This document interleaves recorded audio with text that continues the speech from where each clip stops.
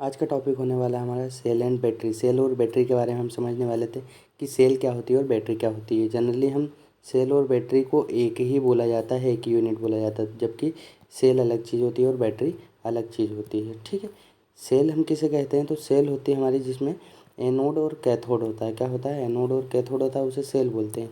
पर इन्हीं cathode anode को जोड़कर ऐसे सीरीज़ में हम आगे बढ़ाते जाते हैं, है ना। तो ये क्या बन जाती है? ये हमारी बन जाती है बैटरी। तो इसे हम समझते हैं डिफ्रेंशिएट, क्या क्या चीज़ें होती है इसमें, कैसे काम करता है, कौन से इफेक्ट पर ये काम करता है ना। तो यहाँ पर आप देखेंगे chemical effect of electric current, विद्युत का जो विद्युत करंट होता है उसका रासायनिक प्रभाव क्या होता है, कैसे काम करता है, उसे समझ लेते हैं हम। तो किसी इलेक्ट्रोलाइट से धारा को प्रवाहित करते हैं तो इलेक्ट्रोलाइट अपने आयन्स या अवयवों में क्या होता है? विभक्त हो जाता है। क्या करता है? अपने आयन्स या अवयवों में विभक्त हो जाता है। उसी को हम क्या बोलते हैं? केमिकल इफेक्ट कहते हैं। यहाँ पर उपयोग की बात हम करें कि उपयोग कहाँ कहाँ होगा, तो सेल एंड बैटरीज में हम करते हैं, इलेक्ट्रोप्लेटिंग के लिए करते हैं, धातु निष्कर्षण के लिए, धातु शोधन के लिए हम इसका उपयोग करते हैं। अब ये क्रिया क्या होती है? तो इस क्रिया को हम बोलते हैं इलेक्ट्रोलाइसिस। ठीक है, क्या बोलते हैं? हिंदी में कहते हैं इसे विद्युतिक अपघटन। जब किसी रासायनिक विलयन या जो रासायनिक विलयन होता है उसी को हम कहते हैं इलेक्ट्रोलाइट में से अगर धारा प्रवाहित की जाती है ना, तो यह अपने आयंस में क्या हो जाता है? विभक्त हो जाता है, या फिर हम कहें कि टूट जाता है। इसी प्रक्रिया को हम कहते हैं इलेक्ट्रोलाइसिस या फिर वैद्युतिक अपघटन क्रिया इसे हम कहते हैं। यहाँ पर समझते हैं हम आगे कि किस तरह से होता है। जैसे फॉर एग्जांपल यहाँ पर आप देख पा रहे हैं H2SO4 क्या है? H2SO4 अपने दो हाइड्रोजन आयंस में विभक्त हो रहा है और सल्फेट के साथ ये अलग अलग भागों में आयंस में हम बोल रहे हैं विभक्त हो रहा है। AgNO3 है, यहाँ पर CuSO4 है, कॉपर सल्फेट है, NaCl है ना। अलग अलग प्रकार के यहाँ पर हमने कुछ इलेक्ट्रोलाइट्स लिए हैं जो कि यहाँ पर आपको प्रदर्शित हो रहे हैं। ठीक है, ये आप यहाँ पर ये बॉक्स में देख पा रहे हैं अलग अलग प्रकार के इलेक्ट्रोलाइट्स है जो अलग अलग अपने आयंस में विभक्त हो रहे हैं, है ना। आगे बढ़ते हैं हम, कुछ इंपॉर्टेंट जो हमारी डेफिनेशंस होती हैं वह देख लेते हैं। इंपॉर्टेंट डेफिनेशन में क्या है? इलेक्ट्रोलाइट। तो इलेक्ट्रोलाइट किसे कहते हैं?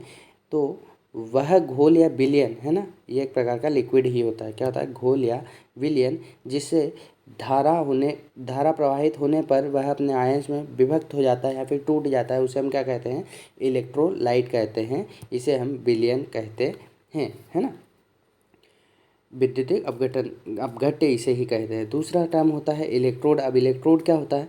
तो यह धात्विक छड़ होती है जिसकी सहायता से इलेक्ट्रोलाइट में विद्युत धारा प्रवाहित होती है। ये दो प्रकार के होते हैं। कौन कौन से होते हैं? एनोड और कैथोड। कितने प्रकार के होते हैं? ये दो प्रकार के होते हैं। पहला होता है आपका एनोड होता है और दूसरा होता है कैथोड। अब एनोड और कैथोड क्या होते हैं, इन्हें हम आगे समझते हैं। तो एनोड की हम बात करें तो एनोड को हम बोलते हैं पॉजिटिव टर्मिनल। क्या कहते हैं? पॉजिटिव कहते हैं। इसके माध्यम से धारा इलेक्ट्रोलाइट से बाहर निकलती है। ठीक है, फॉर एग्जांपल ये कंटेनर है, इसमें कोई इलेक्ट्रोलाइट भरा हुआ है, ये आपका एनोड हम प्रदर्शित करते हैं और ये कैथोड है। तो जिसमें से विद्युत धारा प्रवाह बाहर होगा वह क्या कहलाएगा आपका? वह कहलाएगा एनोड कहलाएगा। और जिसमें विद्युत धारा प्रवेश करेगी वह क्या कहलाएगा? कैथोड कहलाएगा, जिसे हम बोलते हैं नेगेटिव, है ना, जिसे हम बोलते हैं ऋणात्मक टर्मिनल। और एनोड मतलब हमारा पॉजिटिव टर्मिनल, धनात्मक टर्मिनल जिसे हम कहते हैं। आगे बढ़ते हैं, अगला टर्म है आयंस। ठीक है, आयंस क्या होते हैं? तो इलेक्ट्रोलाइट जिन छोटे छोटे अवयवों में विभक्त होता है उन्हें हम क्या कहते हैं? उन्हीं को हम कहते हैं आयंस। अब आयंस भी दो प्रकार के होते हैं, है ना। कौन कौन से होते हैं? एक होता है धनायन और दूसरा होता है ऋण आयन। ठीक है, पहला होता है धनायन और दूसरा होता है ऋण आयन। अब धनायन क्या होता है? तो धनायन के लिए हम क्या कहते हैं? कैथोड की ओर जाने वाले आयंस धनायन कहलाते हैं। इनमें पॉजिटिव चार्ज होता है। ठीक है, देखिए हमने जैसे कंटेनर बनाया है, ये हमारा एनोड हो गया प्लस और ये हो गया कैथोड। अब यहाँ इसमें अलग अलग क्या होंगे हमारे, अलग कलर से बना देता हूँ मैं। यहाँ पर आपका होगा इलेक्ट्रोलाइट, ये पॉइंट में आप देख पा रहे हैं ना, जैसे ब्लू कलर के हैं।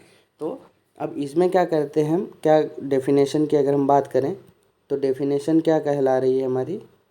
ठीक है, ये धनायन ये ऋणायन। ठीक है, डेफिनेशन कह रही है कैथोड की ओर जाने वाले आयंस धनायन कहलाते हैं, है ना। क्या कहलाते हैं? कैथोड की ओर जाने वाले आयंस, मतलब इस साइड जो आयंस होंगे हमारे वो इधर की ओर जाएंगे, जब ऋण टर्मिनल की ओर जाएंगे तो उन्हें हम क्या कहेंगे? धनायन कहेंगे, है ना। पॉजिटिव चार्ज जिन पर होता है। वहीं पर ऋणायन की अगर हम बात करें तो ऋणायन में क्या होगा कि एनोड की ओर जाने वाले आयंस को हम क्या कहते हैं? ऋणायन कहते हैं। इनमें क्या होता है? नेगेटिव चार्ज होता है, ऋण आवेश होता है। अगली टर्म आती है हमें कौन सी? वैलेंसी या संयोजकता जिसे हम कहते हैं। क्या होती है संयोजकता? तो किसी भी परमाणु की वह क्षमता जो हाइड्रोजन परमाणु की ताकत से रासायनिक क्रिया कर सके उसे हम क्या कहते हैं? संयोजकता कहते हैं, वैलेंसी कहते हैं। अगली टर्म है हमारे पास विद्युत रासायनिक तुल्यांक, ECE भी बोलते हैं इसे हम। इलेक्ट्रोकेमिकल इक्विवेलेंट, क्या कहते हैं? इलेक्ट्रोकेमिकल इक्विवेलेंट इसे हम कहते हैं, विद्युत रासायनिक तुल्यांक। अब इसकी डेफिनेशन की अगर हम बात करें तो जब किसी इलेक्ट्रोलाइट में से 1 सेकेंड के लिए 1 एम्पीयर की धारा अगर प्रवाहित की जाती है तो निकलने वाले अवयवों की संख्या इलेक्ट्रोकेमिकल इक्विवेलेंट कहलाती है, जिसे हम Z से प्रदर्शित करते हैं। किससे प्रदर्शित करते हैं?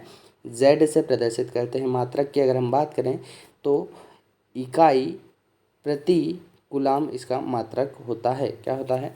इकाई ग्राम प्रति कूलाम, है ना, G पर कूलाम, है ना, ग्राम पर कूलाम इसका मात्रक होता है। अब यहाँ से फॉर्मूला भी बना हुआ है, यहाँ पर आप फॉर्मूला देखेंगे। देखिए ये क्या है? M प्रोपोर्शनल टू Z, है ना।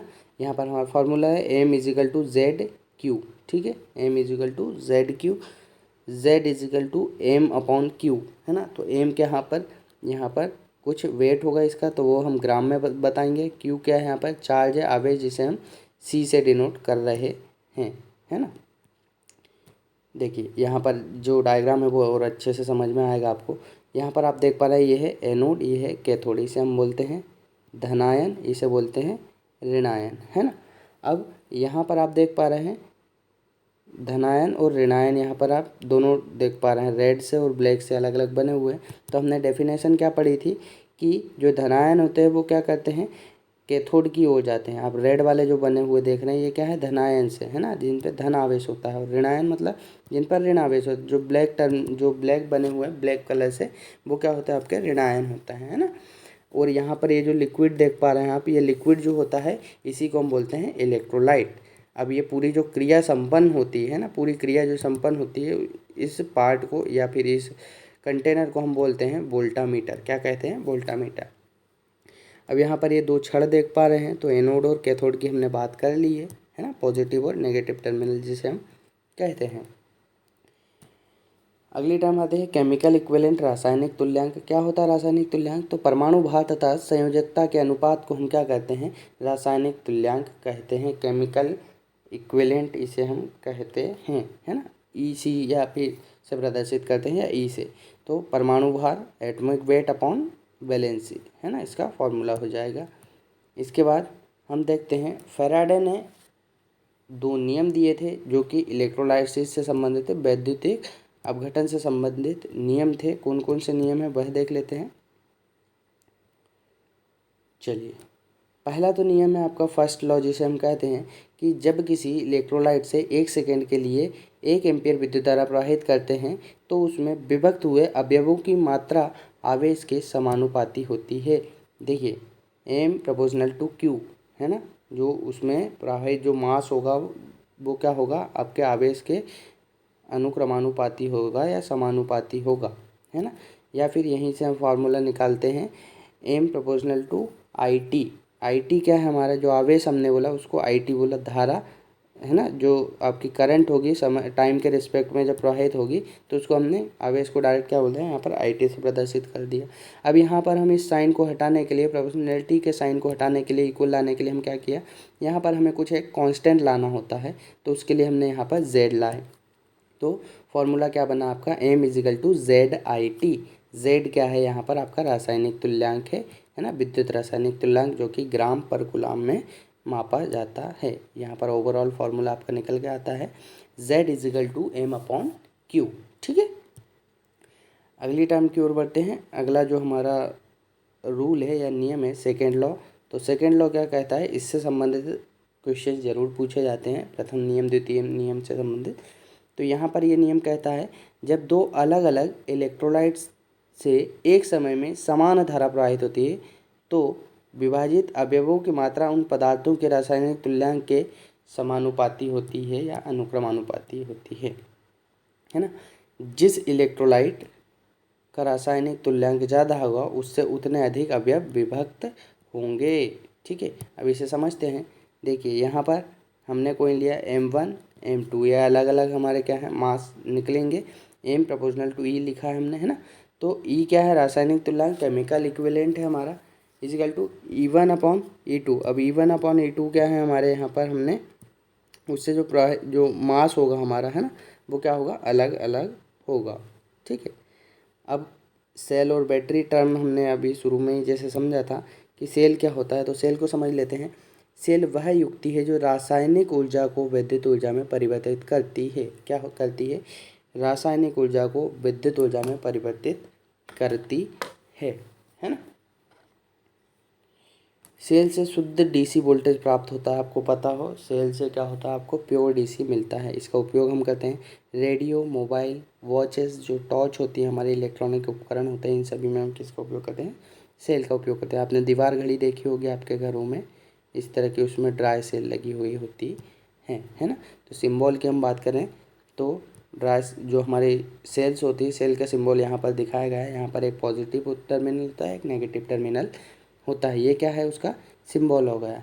और बैटरी क्या होती है कि इन्हीं सेल को एक के बाद एक हम श्रेणी में जोड़ देते हैं, सीरीज कनेक्शन कर देते हैं, तो वह क्या कहलाता है, आपका बैटरी बन जाता है। ग्रुप ऑफ सेल्स को हम क्या कहते हैं, बैटरी कहते हैं। अब इससे संबंधित जो टाइप ऑफ सेल हैं इनके बारे में हम नेक्स्ट वीडियो में पढ़ेंगे। वीडियो अच्छा लगा होगा तो आप वीडियो को लाइक करेंगे, चैनल को पहली बार विजिट कर रहे हैं तो चैनल को सब्सक्राइब करेंगे, है ना। आपको यदि किसी भी प्रकार का डाउट है तो आप व्हाट्सएप नंबर पर हमारे संपर्क कर सकते हैं 6264940991। किसी भी प्रकार की क्यूरी के लिए, डाउट के लिए आप यहाँ पर संपर्क कर सकते हैं। Thanks for watching.